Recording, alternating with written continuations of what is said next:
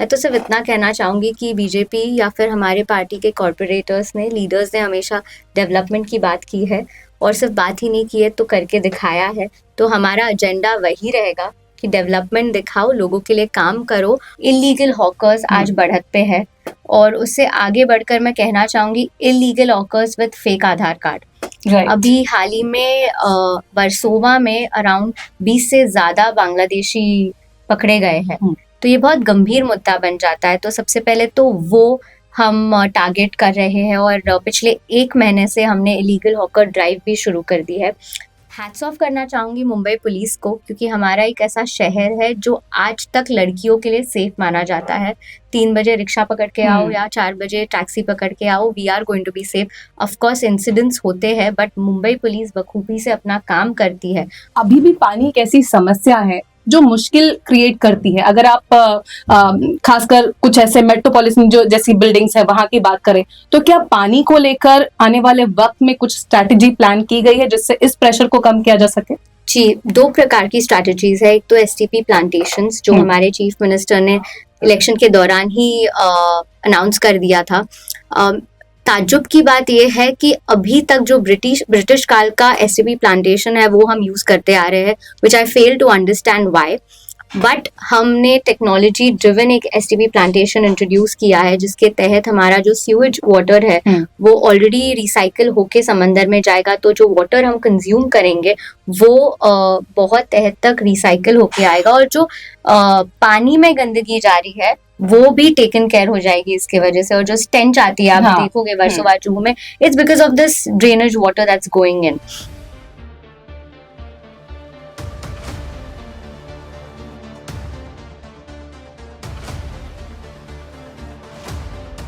नमस्कार, मैं हूं पूर्णिमा शुक्ला और आप देख रहे हैं 24 न्यूज। हमारे सभी दर्शकों का हमारे टॉक शो में बहुत बहुत स्वागत है।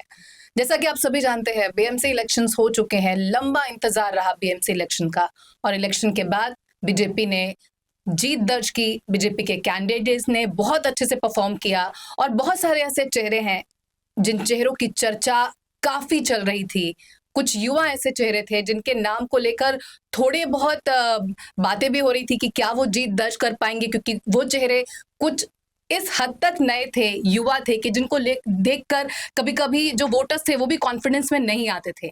ऐसा ही एक नाम हमारे साथ हैं साइली कुलकर्णी। साइली कुलकर्णी जिन्होंने बहुत ही खूबसूरत तरीके से पूरे कैंपेनिंग में लोगों के साथ उन्होंने संपर्क साधा और बीजेपी के लिए न सिर्फ जीत दर्ज की बल्कि अपने वार्ड क्रमांक 60 जो है उसके जो वोटर्स हैं उनके लिए एक नई उम्मीद बनकर उभरी हैं और उन्होंने खुद प्रण लिया है कि आगे आने वाले वक्त में जो 5 साल का उनके पास मौका है उसमें वो अपने वोटर्स के लिए उन तमाम वादों पर खरी उतरेंगी। इस दृढ़ संकल्प के साथ साइली कुलकर्णी चुनाव मैदान से अब कॉर्पोरेटर बन चुकी हैं, पार्षद बन चुके हैं और आज हमारे साथ जुड़ी हैं। बहुत बहुत स्वागत है साइली आपका इन 24 न्यूज में।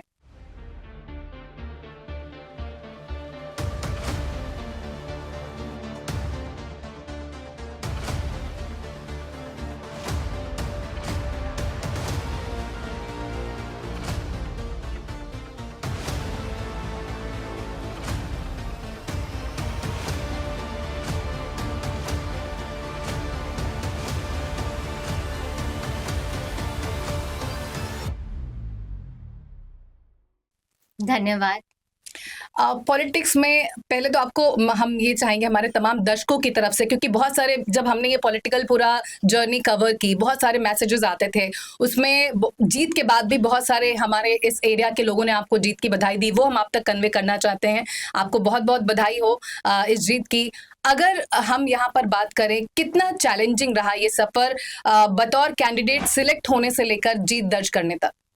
पहले तो मैं आपके दर्शकों को और जनता को शुक्रिया अदा कहना चाहूँगी। ये जीत सिर्फ मेरी नहीं, लोकतंत्र की हुई है और मुझे अच्छी तरह ज्ञात है कि ये जो जीत हुई है वो हमारे पक्ष की हुई है। जो भरोसा आज जनता ने भारतीय जनता पार्टी पर दिखाया है, क्योंकि उन्हें ज्ञात है कि सेंटर में महाराष्ट्र में अगर एक पार्टी इतना अच्छा काम कर सकती है तो जब वो मुंबई में आएगी, मुंबई के राजनीतिक और कारभार एडमिनिस्ट्रेटिव कारभार संभालेगी तो ज़रूर प्रोग्रेस की तरफ ही उसको लेके जाएगी। और रही बात राजनीतिक सफ़र, इलेक्शन सफ़र टिकट मिलने से लेके जीत का सफ़र ऑफ कोर्स कंफ्यूजिंग था, कॉम्प्लिकेटेड था, पर जैसे हमारे सीनियर्स थे देवेंद्र फडणवीस जी, आशीष शेलार जी, अमित साटम जी और आदरणीय पंतप्रधान नरेंद्र मोदी जी, उन्होंने कहा था कि इस elections BMC elections under 35 tickets, जो एज है अंडर 35 एज, वो टिकट्स डिस्ट्रीब्यूट होगी और उसमें मेरा नंबर लग गया। 10 साल से मैं बीजेपी आरएसएस का काम कर रही थी। टिकट लेना ऑफ कोर्स मुश्किल था, इंटरनली भी कंपटीशन ज़्यादा थी, बट उसके अलावा जो हमारे ओपोनेंट्स थे टिकट मिलने के बाद वो भी काफ़ी सक्षम थे। सब महिलाएं थी, हमारा वार्ड महिला आरक्षण के लिए रिजर्व था और उन्होंने भी बहुत बखूबी से अपना कैंपेनिंग किया। उनके लिए मेरे दिल में आज भी बहुत इज्जत है। बट जो जनता ने विश्वास दिखाया है आज मुझ पे, कैंपेन के मिड में ही मुझे एक वातावरण बनते दिखने लगा। जिस प्रकार से वो भरोसे के साथ आके क्वेश्चन आंसर्स करते थे, जो भरोसा दिलाते थे, और उनका वो जो आक्रामक स्टाइल देख के मैंने जाना था कि अगर वो मेरे कैंपेनिंग में आ रहे हैं, सवाल कर रहे हैं, इसका मतलब उनको मेरे से कुछ उम्मीद है। जब आप कहीं पे जाते हो और वो शांत बैठते और सिर्फ ताली बजा के घर चले जाते हैं, मतलब उनको आप में कोई इंटरेस्ट नहीं है। तो इस प्रकार से एक लर्निंग प्रोसेस भी था। बट हाँ, प्रभाग क्रमांक के 60 के हसीन चेहरे, स्माइलिंग फेसेस ने ये सफ़र बहुत मेरा इजी कर दिया था। बहुत सारी बातें होती हैं। सबसे पहले तो पॉलिटिक्स में आना फीमेल्स के लिए, कोई भी फीमेल अगर पॉलिटिकल करियर को चुनती है तो उसको लेकर बहुत सारे एक हमेशा डाउट्स होते हैं। आपके पॉलिटिक्स में आने की पहली वजह क्या है? आज छत्रपति शिवाजी महाराज की जयंती है, ये पता नहीं ब्रॉडकास्ट कब होगा, बट छत्रपति शिवाजी महाराज ने हमेशा से कहा था, स्वराज्य हा माझा जन्मसिद्ध हक्क आहे, और यही आइडियोलॉजी पर मेरी जो नींव है, पॉलिटिकल नींव रची गई थी।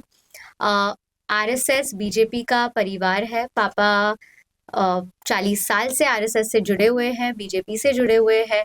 मेरी माँ स्वयं क्षत्रिय है। उन्होंने हमेशा से मुझे बचपन में 12वीं की स्टोरीज के अलावा छत्रपति शिवाजी महाराज की कहानियाँ सुनाई है। तो बचपन से ही एक इंक्लिनेशन था। मेरा सबसे पहला चुनाव मैंने स्कूल में लड़ा था, तब मैं स्कूल में चुनाव लड़के प्रीफेक्ट बन गई थी, और उसी स्कूल के फ्रेंड्स ने आज मेरे एक्चुअल राजनीतिक सफर में बहुत मदद की है। तो आप सब देख रहे हैं, साइली कुलकर्णी से हम बात कर रहे हैं, जो कॉर्पोरेटर हैं वार्ड क्रमांक 60 से, और उनकी पर्सनल लाइफ में भी किस तरह से उन्होंने आज तक का सफर तय किया है। जब वो एक कॉर्पोरेटर बन गई हैं, स्कूल लाइफ हो, उनकी फैमिली लाइफ हो, और खासकर उनके पिताजी के बारे में बात करें, रघुनाथ कुलकर्णी, जिनका आरएसएस से लंबा नाता रहा है, बीजेपी में भी वो एक एक्टिव मेंबर की तरह से रहे। हालांकि कभी इलेक्शन नहीं उन्होंने लड़ा, बार बार अप्रोच करने के बाद भी।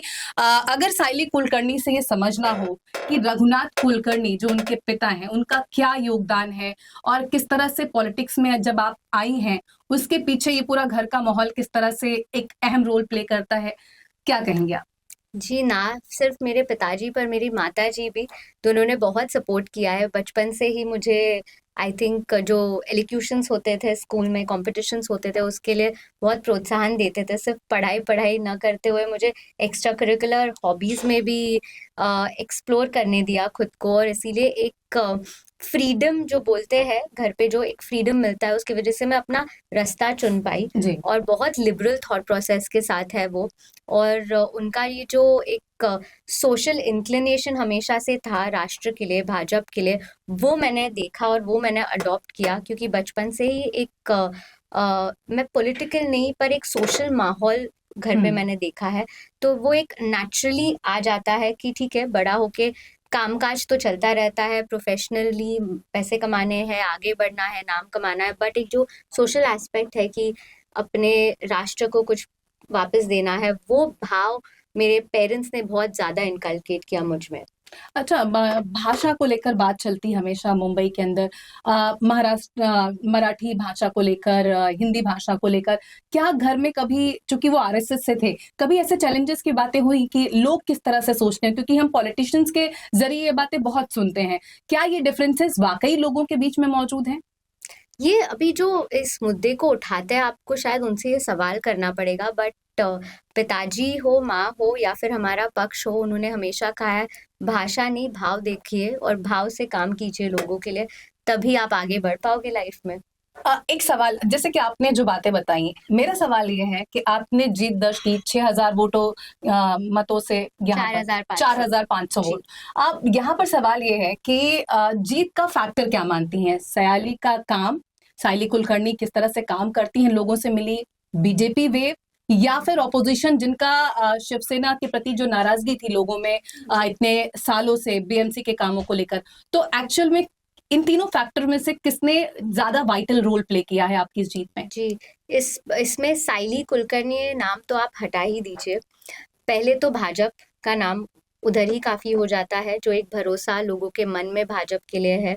फिर हमारा जो बूथ प्रमुख रहता है, तो हमारा एक नारा है, मेरा बूथ सबसे मजबूत। उसमें मेरे जो बूथ थे, उनके प्रमुख ने जो मेहनत और लगन से काम किया है, हर एक व्यक्ति के पीछे हमने एक बंदा लगा दिया था, तो उस बूथ प्रमुख को मैं धन्यवाद देना चाहूंगी। तीसरी बात तो जो जनता है, उन्होंने जो करतूत दिखाई है, I think 50% and above voting आज बीएमसी के टाइम पे हुई है, तो ये उसमें अपने आप में एक कामयाबी का बात है। और जो जेन जी, स्पेशली जो यंगस्टर्स है, उन्होंने एक एक्टिवनेस दिखाई है इस इलेक्शंस में, और शायद इसीलिए आपने जो कहा कि यंग चेहरे प्रेफर किए गए हैं। और बीजेपी की तरफ से भी ऐसा था कि जैसा कि आपने कहा, देवेंद्र Under- फडणवीस ने जब भी बोला कि Exactly. अंडर 35 करेक्ट, लोगों को मौका दिया जाएगा, करेक्ट। तो ये रीडिंग थी लोगों की, क्योंकि बीजेपी को ऐसा सभी जानते हैं कि उनका जो बैक ऑफ द डोर जो उनकी स्ट्रैटेजीज होती हैं वो अनबीटेबल हैं, इसीलिए आज बीजेपी ये स्टैंड पर है। तो क्या ये अच्छे से मालूम है बीजेपी के कोर ग्रुप को कि अब यूथ को लेकर ज्यादा कॉन्फिडेंस दिखाएंगे वोटर्स, ना कि ट्रेडिशनल जो पॉलिटिशियंस हैं उनको लेकर? जी, एक्चुअली ट्रेडिशनल जो पॉलिटिशियंस है, वो एक्सपीरियंस के साथ आते हैं।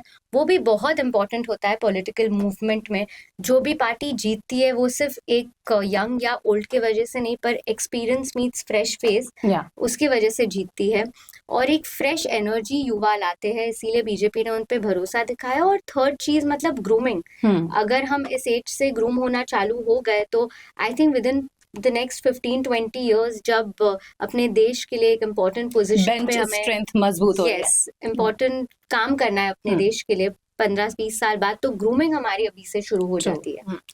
अब जबकि आप जीत कर आ चुकी हैं और बीजेपी के जो एजेंडा है उनसे सारे कॉर्पोरेटर पूरी तरह से अवगत हैं, एक बीजेपी का पार्टी का एजेंडा है कि किस तरह से प्रोग्रेस करना है, और खुद बतौर कॉर्पोरेटर आप क्या फील करती हैं जो आपके एरिया के चैलेंजेस हैं? अब चूंकि एजेंडा की बात भी पीछे छूट गई है, अब आता है ब्लूप्रिंट, और उस ब्लूप्रिंट पर काम कैसे करना है। तो आपके सामने सबसे पहले जो प्रायोरिटी है वो क्या है अपने एरिया को लेकर? जी, मेरा जो प्रभाग क्रमांक 60 है, या फिर आप मुंबई की बात कीजिए, इलीगल हॉकर्स आज बढ़त पे है। और उससे आगे बढ़कर मैं कहना चाहूंगी, illegal hawkers with fake Aadhaar card. अभी हाल ही में वर्सोवा में अराउंड 20 से ज्यादा बांग्लादेशी पकड़े गए हैं, तो ये बहुत गंभीर मुद्दा बन जाता है। तो सबसे पहले तो वो हम टारगेट कर रहे हैं, और पिछले 1 महीने से हमने इलीगल हॉकर ड्राइव भी शुरू कर दी है। पर उसके साथ साथ मैं ये भी कहना चाहूंगी, जो लीगल हॉकर्स है, जो बहुत सालों से है, उनको हमें बिल्कुल परेशान नहीं करना। तो फर्स्ट टाइम एवर एक हॉकर पॉलिसी इंट्रोड्यूस होने वाली है। उस हॉकर पॉलिसी में जो लीगलाइज्ड हॉकर्स है, उनको आइडेंटिटी कार्ड दिया जाएगा, और उनको एक डिफाइंड कन्फाइंड स्पेस दी जाएगी, ताकि सिटीजन्स को भी परेशानी ना हो और हॉकर्स भी अपना धंधा कर पाए। हमें किसी के पेट पानी पे लात नहीं मारनी।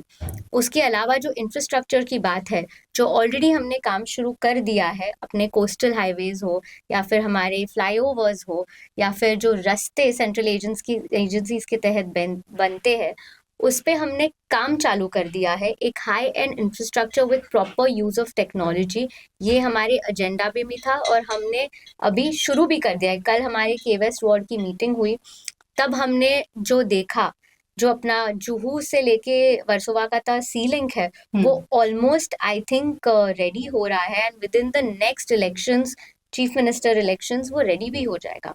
सो ये जो प्रगतिशील मुंबई हम जो कॉन्सेप्ट लाए थे, वो हम उस पर खरे उतर रहे हैं। उसके अलावा आई थिंक जो फुटपाथ का विषय है, वो हम गंभीरता से लेंगे।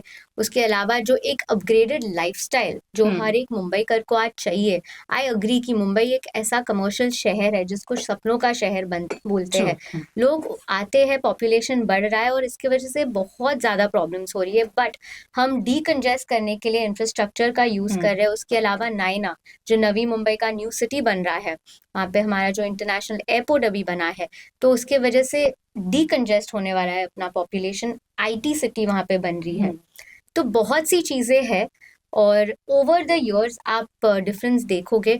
पर सबसे इम्पोर्टेंट बात है ना, जो बीजेपी के कॉरपोरेटर्स हो, एमएलएज हो, मिनिस्टर्स हो या एमपीज हो, उनमें इंटेंट है और इंटेंट होना बहुत जरूरी है।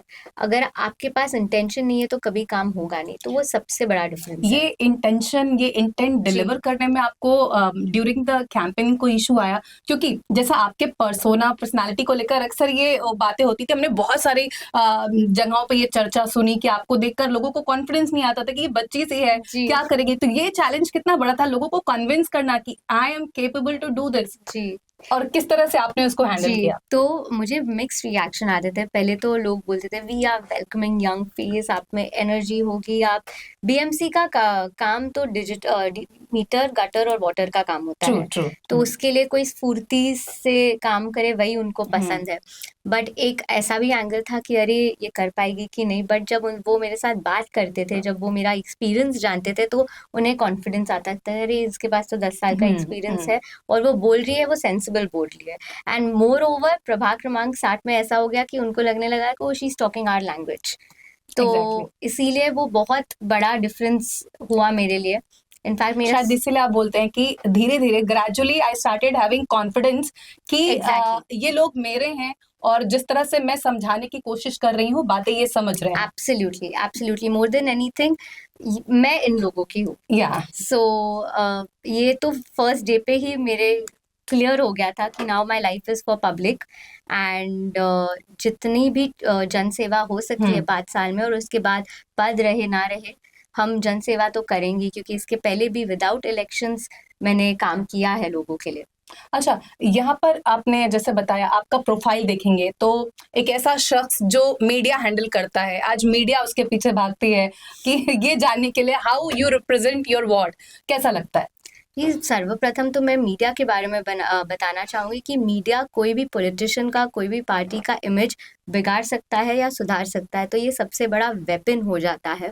और मेरे कैंपेनिंग में भी जो मेरा मीडिया का बैकग्राउंड है वो काफ़ी काम आया था, क्योंकि एक एनालिसिस हम करते हैं और एनालाइजेशन होता है कि किस एरिया में किस प्रकार का कॉन्वर्जेशन चलेगा, किस उम्र में किस प्रकार का कॉन्वर्जेशन चलेगा। तो ये जो मीडिया बैकग्राउंड है, मुझे उसका बहुत लाभ हुआ है उससे।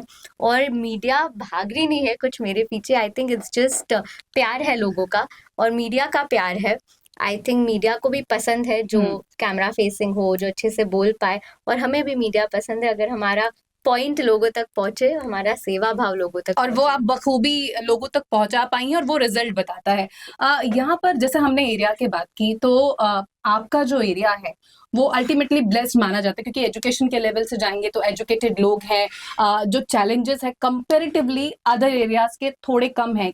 ऐसे में जो चैलेंजेस है, क्योंकि पानी का आपने डीकंजेशन की बात की, अभी भी पानी एक ऐसी समस्या है जो मुश्किल क्रिएट करती है। अगर आप खासकर कुछ ऐसे मेट्रोपॉलिटन जो जैसी बिल्डिंग्स है वहां की बात करें, तो क्या पानी को लेकर आने वाले वक्त में कुछ स्ट्रैटेजी प्लान की गई है जिससे इस प्रेशर को कम किया जा सके? जी, 2 प्रकार की स्ट्रैटेजीज है। एक तो एसटीपी प्लांटेशंस जो हमारे चीफ मिनिस्टर ने इलेक्शन के दौरान ही अनाउंस कर दिया था। ताज्जुब की बात यह है कि अभी तक जो ब्रिटिश काल का एसटीपी प्लांटेशन है वो हम यूज़ करते आ रहे हैं, which I fail to understand Y.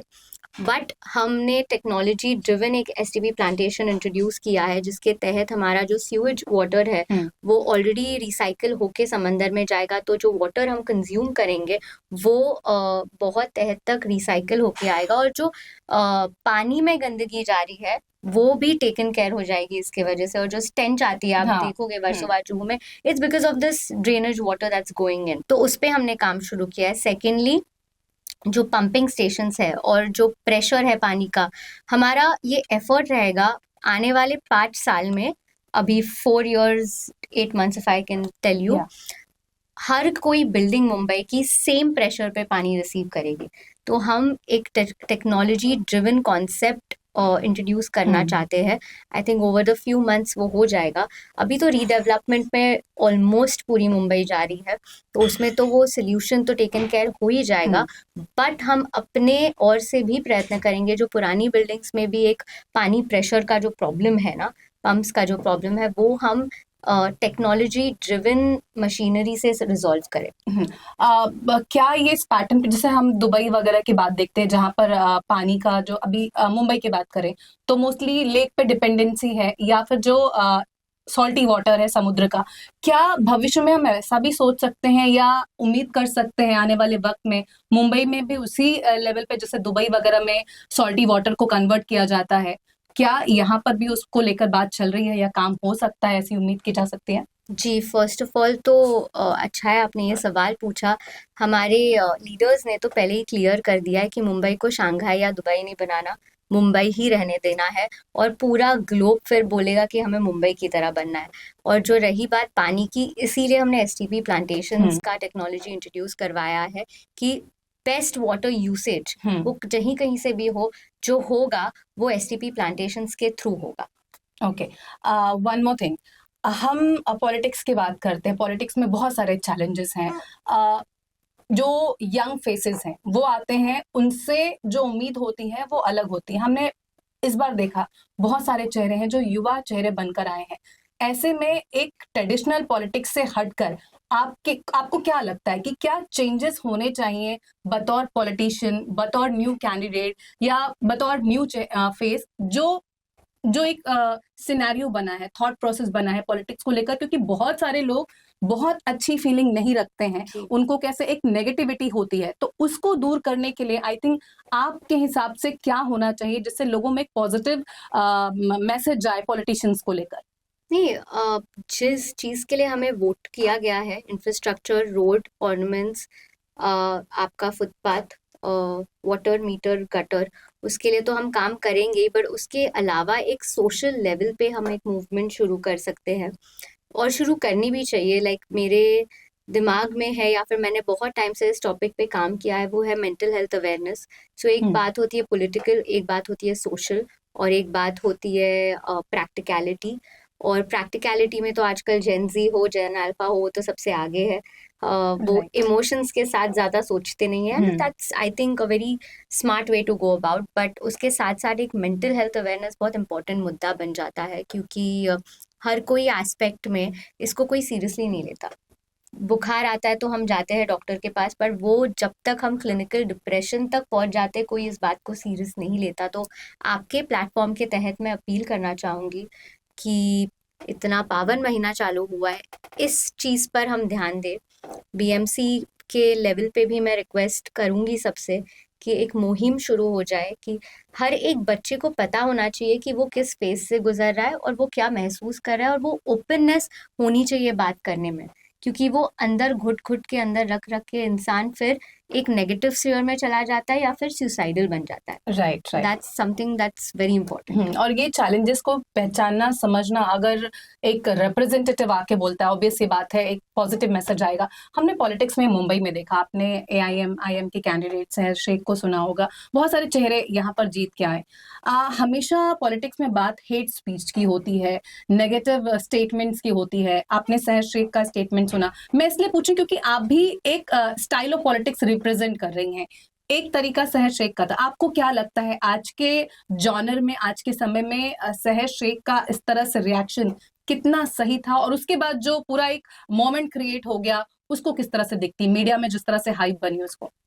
Media में हाइप, तो मीडिया तो खैर हमारा काम ही है लोगों का चीजें हाइप करना। एक्चुअल में मीडिया अपना काम करता है, लोग उसको अपने तरीके से लेते हैं, वो कभी नेगेटिव एस्पेक्ट्स में जाता है, कभी पॉजिटिव में जाता है। बट मैं तो सिर्फ इतना कहना चाहूंगी कि बीजेपी या फिर हमारे पार्टी के कॉर्पोरेटर्स ने, लीडर्स ने हमेशा डेवलपमेंट की बात की है, और सिर्फ बात ही नहीं की है तो करके दिखाया है। तो हमारा एजेंडा वही रहेगा कि डेवलपमेंट दिखाओ, लोगों के लिए काम करो। और हमारा कंपटीशन कोई इंटरनल कंपटीशन नहीं है, बट ऐसा लेवल का विजन है कि हमें भारत को एक ऐसी सक्षम कंट्री बनाना है, देश बनाना है कि कोई हाथ नहीं लगा पाए। जो बोलते हैं ना, एक डेवलप्ड कंट्रीज के मुहिम में भारत आना चाहिए। It has to be a super power. तो हमारा तो एजेंडा ही यही है। अभी वो कोई मुमरा का या ठाणे का लोकली क्या बोलता है, इससे हमें कुछ संबंध Okay. नहीं है या फिर डिस्टर्बेंस भी नहीं होता। अच्छा, आपने बहुत इम्पोर्टेंट चीज, जैसे जी। हमेशा बीएमसी की बात हुई तो meter, gutter, gutter, water. Water, ये इस पर लिमिटेड है। विमेन सेफ्टी एक इतना इम्पोर्टेंट जी। मुद्दा है। एक विमेन कैंडिडेट जब इस तरह के मुद्दे को उठाती है, क्योंकि कॉन्फिडेंस आना, हम आजकल देख रहे हैं आप जगह जगह जी। छोटे बच्चों के मॉलेस्टेशन की बात की जाए जी। या फीमेल के सेफ्टी की बात की जाए, जी। ये बहुत बड़ा चैलेंज है सोसाइटी के अंदर। जी। बतौर कॉर्पोरेटर फीमेल में कॉन्फिडेंस आए, औरतें इन सब चीजों के प्रति जागरूक हों, उसके लिए आपको क्या लगता है क्या होना चाहिए? जी, इनफैक्ट आज जो मेयर हमारे बैठे हैं वो भी एक विमेन है, वो भी एक महिला है। तो महिलाओं के लिए बहुत सी स्कीम्स हम इंट्रोड्यूस करेंगे। लाडकी बहन योजना तो है ही, जो सरकार सुकन्या समृद्धि योजना है। तो ये सिर्फ योजनाएं पैसों के लिए नहीं होती, बट एक महिला को सक्षम बनाने के लिए होती है। उसके अलावा जो MMA इवेंट्स होते हैं, जो फिजिकल ट्रेनिंग एक्टिविटीज है, उसके ऊपर हम गौर करेंगे। और जो बेटियां है, जो अभी नर्सरी या फिर सीनियर KG में पढ़ रही है, उस लेवल से हमें एजुकेशन शुरू करना होगा। हैट्स ऑफ करना चाहूंगी मुंबई पुलिस को, क्योंकि हमारा एक ऐसा शहर है जो आज तक लड़कियों के लिए सेफ माना जाता है। 3 बजे रिक्शा पकड़ के आओ या 4 बजे टैक्सी पकड़ के आओ, we are going to be safe. Of course incidents होते हैं, बट मुंबई पुलिस बखूबी से अपना काम करती है। बट उसके अलावा पिंक पुलिस को हम स्ट्रेंथन करेंगे, और CCTV कैमरास का जो इंस्टॉलेशन है वो बहुत इम्पोर्टेंट बन जाता है। और एक बात और मैं आगे कहना चाहूंगी कि मेल टीचिंग, जो पुरुष को हम सिखाते हैं बचपन से, वो बहुत इम्पोर्टेंट एस्पेक्ट हो जाता है।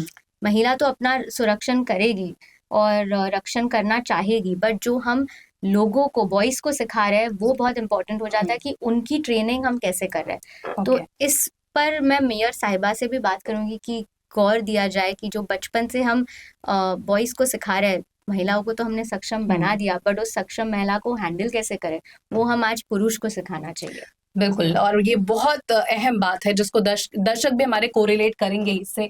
कुछ और मेरे सवाल है, मैं चाहूंगी आप उनका कुछ लाइट मोमेंट पे आते हैं। अगर साइली पॉलिटिशियन नहीं बनती तो क्या होती? मैं मीडिया में काम कर रही हूँ, तो मीडिया में कुछ करती, ऑफ कोर्स। ओके, मीडिया में फेवरेट पर्सनालिटी कौन है आपका? न्यूज चैनल में, या फिर which aspect who can influence people in a better way, जिनकी बातें बहुत आसानी से लोग समझ लेते हैं और उससे रिलेट कर लेते हैं? Influencers, correct.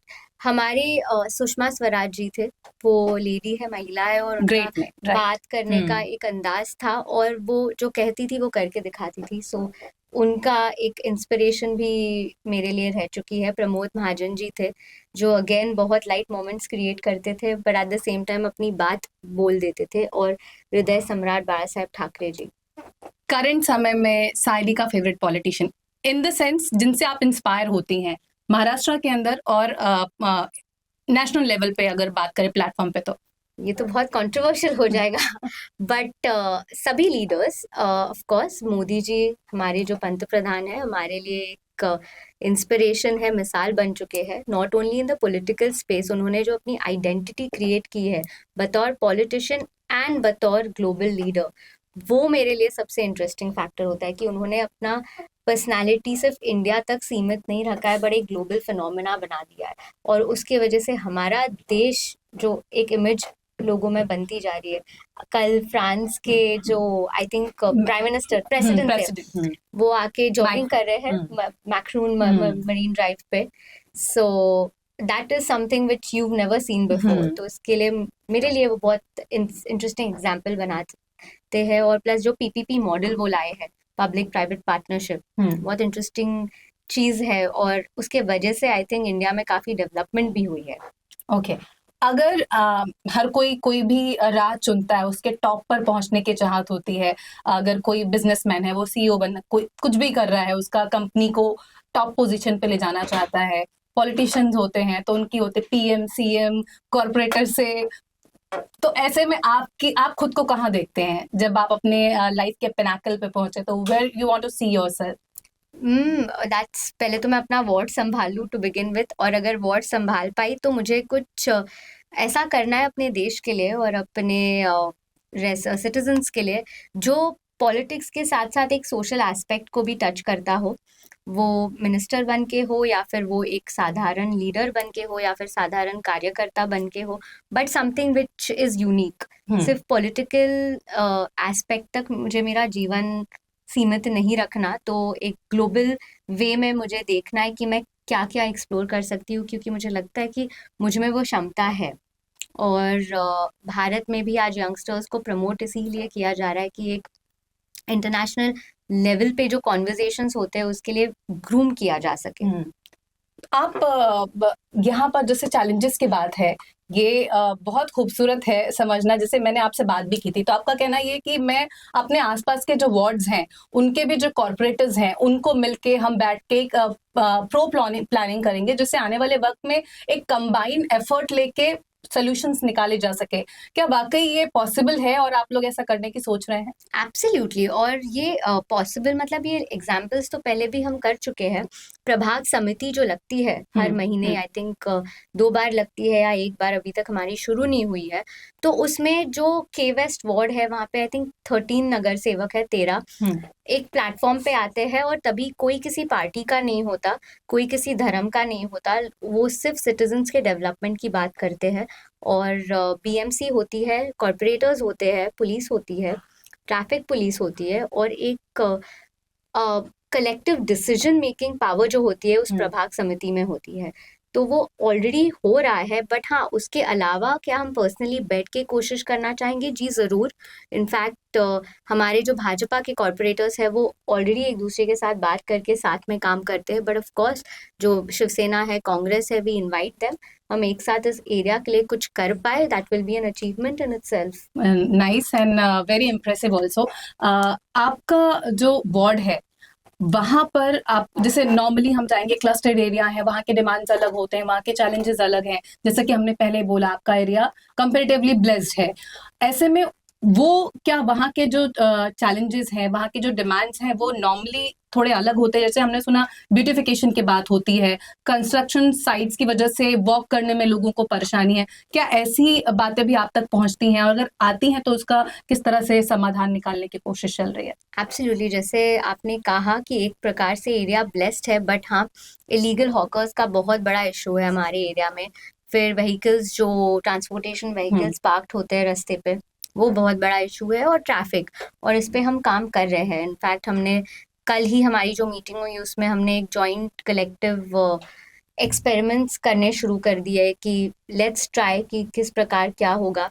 एक तो मामला वही है कि पूरा मुंबई रीडेवलपमेंट में जा रहा है, तो इस प्रकार पार्किंग स्पेसेस भी बढ़ेंगे, पॉपुलेशन भी आएगा, वो अग्रीड है, पर हम इंफ्रास्ट्रक्चर एक बेटर वे में प्लान कर सकते हैं, क्योंकि सबसे बड़ा इशू अभी पार्किंग का ही होता है हमारे एरिया में। एंड आई ऑल्सो अंडरस्टैंड कि लोग इरिटेट भी होते हैं, but at the same time लोग जब उस सीट पे बैठे होते हैं वो बोलते हैं कि अरे यार सिर्फ धनिया लाना है, 2 मिनट पार्क करके जाता हूँ। So I understand both the aspects. तो एक मिडिल वे जो होता है वो हम निकालने की कोशिश कर रहे हैं कि एक ग्राउंड को हम पार्ट टाइम पार्किंग स्पेस बना दें, या फिर कोई well defined parking space identify कर दे, ताकि डीकंजेशन हो पाए और रोड्स जो यूटिलिटी के लिए बने हैं, ट्रांसपोर्टेशन के लिए बने हैं, उसके लिए यूज किए जाए। पैट होल की भी बात बहुत ज्यादा होती है कि पैट होल भी एक ऐसी चीज है जिससे लोग डील करते करते शायद सालों निकल गए हैं, लेकिन आप मुंबई के किसी भी कॉर्नर में जाइए, आपका एरिया भी हो, वहां भी पैट होल की प्रॉब्लम्स है जी। उस पर किस तरह से काम कर रहे हैं ग्राउंड लेवल पर? So pot holes is a situation, अभी ये बहुत सारे फैक्टर्स है उसमें, जो मटेरियल्स यूज होते हैं, जो कॉन्ट्रैक्टर सदियों से जड़े हुए हैं बीएमसी में, उनके कारण होता है, और जो एक माइंडसेट बीएमसी का बन गया है, वो आपको भी पता है क्या माइंडसेट, तो उसका एक ब्रेकिंग द पाथ वो करना जरूरी है। और वो हमने करना शुरू किया है। मेरा तो वही इंटेंशन है कि जो पुराने कॉन्ट्रैक्टर्स ऑलरेडी सिस्टम में गड़ के बैठे हैं ना, उनको ना काम देते हुए कोई नए कॉन्ट्रैक्टर्स को हम इंट्रोड्यूस करें जो अच्छे क्वालिटी के मटेरियल्स यूज़ करे एंड इंफ्रास्ट्रक्चर डेवलपमेंट में हमारी मदद करे। और आई थिंक ये ऑल ओवर वर्ल्ड और ऑल ओवर क्या बोलते हैं, हर एक कंट्री में ये आजकल इश्यूज। हाँ, हाँ ये होता है। बट आज जो हमारा कोस्टल हाईवे बना है हम्म। बहुत अच्छी उम्दा कंपनियों के साथ बना है, तो सेम चीज़ हम मुंबई में भी रेप्लिकेट करना चाहेंगे। और एक अच्छे क्वालिटी का प्रोजेक्ट अगर हमने पायलट प्रोजेक्ट भी कर दिखाया तो लोगों का भरोसा अपने आप आ जाएगा। ऐसे में जो बात आपने यहाँ उठाई वहां पर बीएमसी के पिछले सालों, क्योंकि हम सब जानते हैं और ये बार बार इसीलिए चर्चा होती है, one of the richest body है बीएमसी। जी। ऐसे में इसको लेकर ट्रांसपेरेंसी की जो बातें थी वो हमेशा से होती आई कि जो पारदर्शिता होनी चाहिए इतनी जी। रिचेस्ट बॉडी की वो नहीं थी।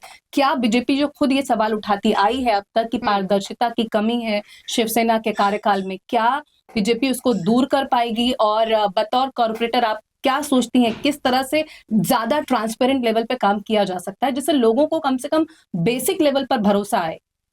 जी वो तो हमारा काम ही बताएगा। बट बीजेपी ने तो हमेशा ट्रांसपेरेंट एडमिनिस्ट्रेशन ही अडॉप्ट किया है और हमें किसी को कोई प्रूफ करने की जरूरत नहीं है, क्योंकि हमारे सेंटर में वैसा काम हो रहा है, महाराष्ट्र लेवल पे वैसा काम हो रहा है। इसीलिए आज इंफ्रास्ट्रक्चर डेवलपमेंट आप खुद विटनेस कर रहे हो। तो हमारे लिए उस लेवल पे डील करना होगा कि एक्सपेक्टेशंस बहुत ज्यादा बढ़ गए। लोगों को भरोसा तो है ही कि बीजेपी कुछ करेगी और ट्रांसपेरेंट एडमिनिस्ट्रेशन तो है, बट अब लोगों ने एक्सपेक्टेशंस भी बढ़ा दी है, तो हमें डबल आवर्स वर्क करके वो एक्सपेक्टेशंस पे खरा उतरना है। तो वो हमारा एफर्ट होगा, ना कि लोगों को प्रूव करने में कि ट्रांसपेरेंट एडमिनिस्ट्रेशन है।